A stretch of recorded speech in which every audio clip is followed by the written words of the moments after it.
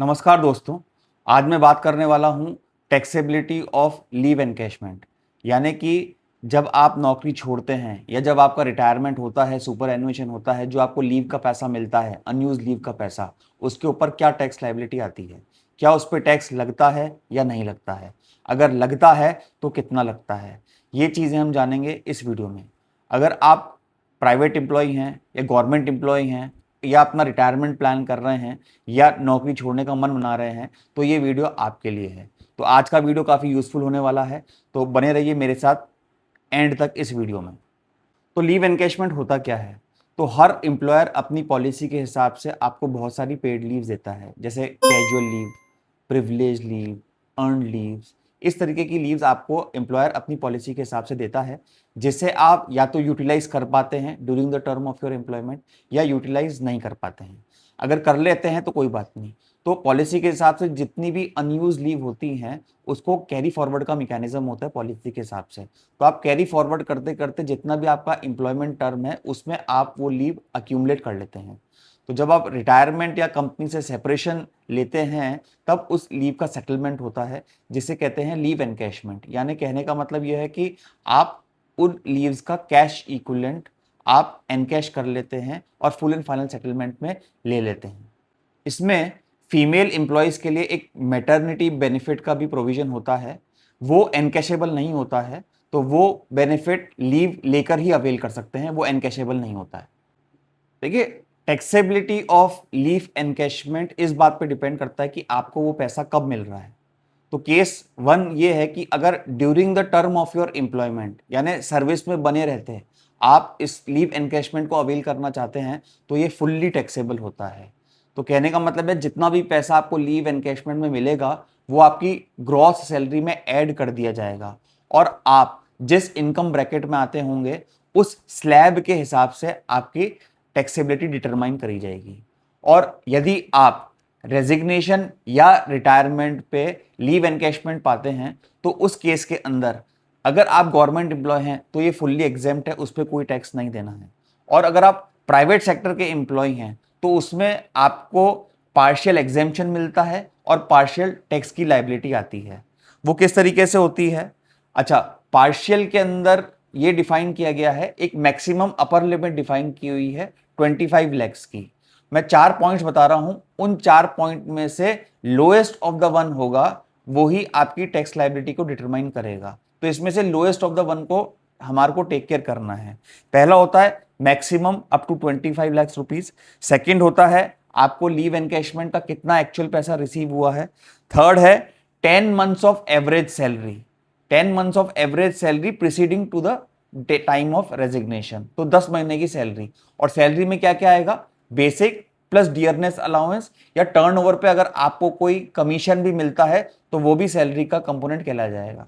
और fourth point होता है cash equivalent of the unutilised services and which is calculated on the basis of maximum 30 days पर service year. इसमें important बात यह है कि ये old tax regime and new tax regime दोनों के अंदर ये सुविधा प्राप्त है। और दूसरा कि अगर मान के चले कि आप during the course of your employment इसको अवेल करते हैं तो गवर्नमेंट ने उसमें एक रिलीफ सेक्शन दिया है जो under section 89 of income tax act है। आप इनकम टैक्स रिटर्न भरते वक्त फॉर्म 39 सबमिट करके भी कुछ रिलीफ पा सकते हैं अगर आपने ड्यूरिंग द एम्प्लॉयमेंट इसको अवेल किया है। और हाँ, जैसे अपर लिमिट इसमें है 25 लैक्स की, तो अगर मान के चलिए कि पहले रेजिग्नेशन देकर के आपने अगर 10 लैक्स का रिलीफ ले लिया है तो बचा हुए कंप्यूटेशन के लिए आपके पास टोटल 15 लाख ही बचेंगे। तो कहने का मतलब है 25 लैक्स की जो अपर लिमिट है वो एग्रीगेट की है। पहले जितना जितना आप कंज्यूम करते जाएंगे, जितना जितना आप टैक्स लायबिलिटी में रिलीफ लेते जाएंगे, तो बाद का बचा हुआ अमाउंट उतना शॉर्ट हो जाएगा, but it has to be sum total of 25 lakhs only.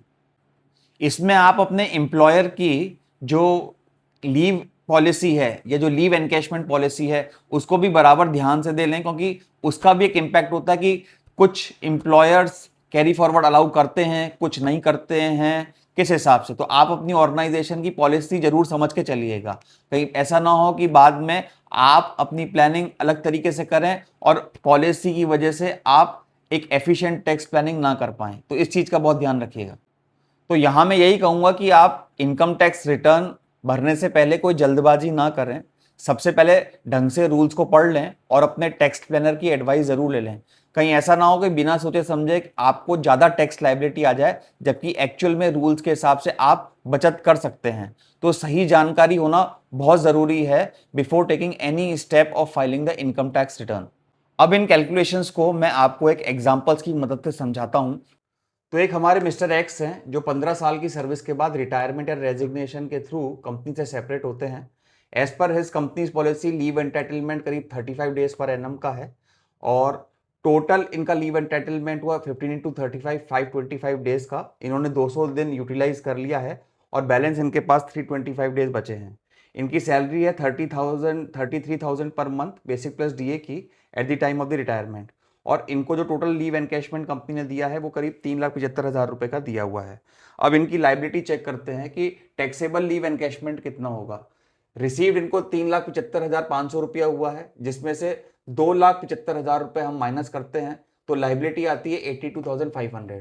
और जो ये 2,75,000 रुपए आया है वो मैंने जो आपको 4 कंडीशंस बताई थी उनमें से एक है कि minimum of these 4 conditions. Government notified 25 lakh है मैक्सिमम, एक्चुअल रिसीव्ड इनको 3,75,500 हुआ है, average salary of last 10 month इनकी 3,30,000 रुपए है और मैक्सिमम 30 डेज इन ईयर। तो 30 डेज इंटू 15 ईयर्स माइनस 200 इन्होंने यूटिलाइज कर लिया, तो उसके हिसाब से 275 मतलब 2,75,000 रुपए बनता है।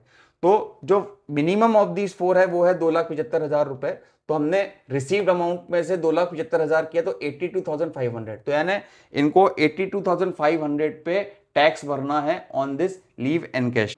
तो फ्रेंड्स, आपको ये जानकारी अगर यूजफुल लगे तो इसको लाइक करें और अभी तक अगर हमारा चैनल सब्सक्राइब नहीं किया तो आप सब्सक्राइब जरूर करें। मिलते हैं नेक्स्ट वीडियो में।